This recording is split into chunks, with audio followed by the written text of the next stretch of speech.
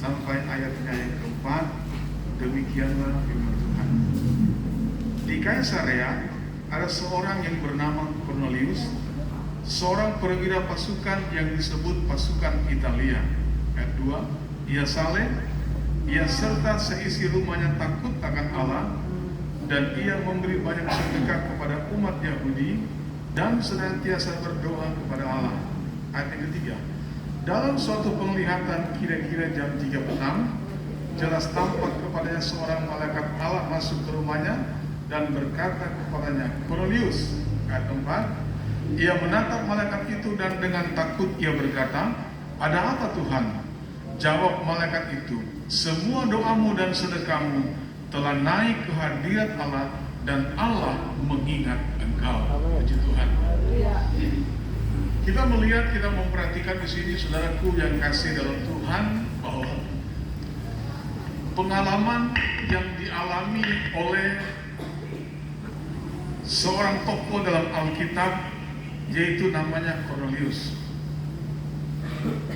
Tentunya ketika kita membaca ini bahwa Cornelius dia sebagai seorang perwira pasukan, artinya dia seorang yang sibuk atau seorang yang pejabat pada waktu itu.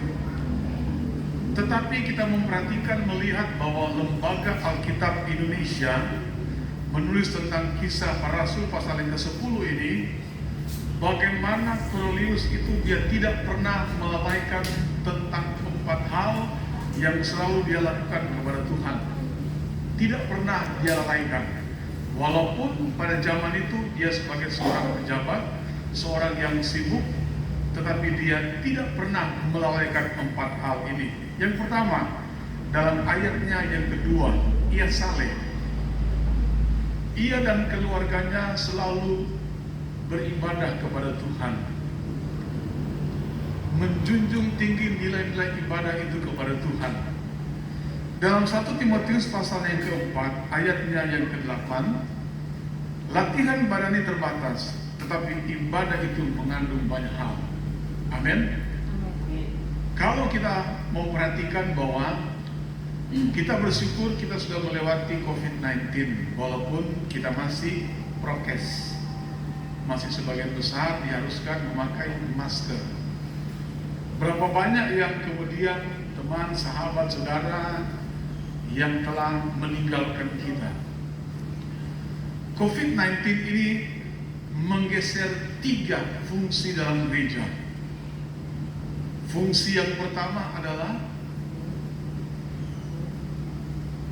koinonia. Apa itu koinonia? Persekutuan kita dengan Tuhan. Oleh karena itu Alkitab berkata, jangan menjauhkan diri dari perkumpulan atau persekutuan orang-orang yang percaya kepada Tuhan. Untuk itu dikatakan 2-3 orang berkumpul karena namaku, maka Yesus hadir.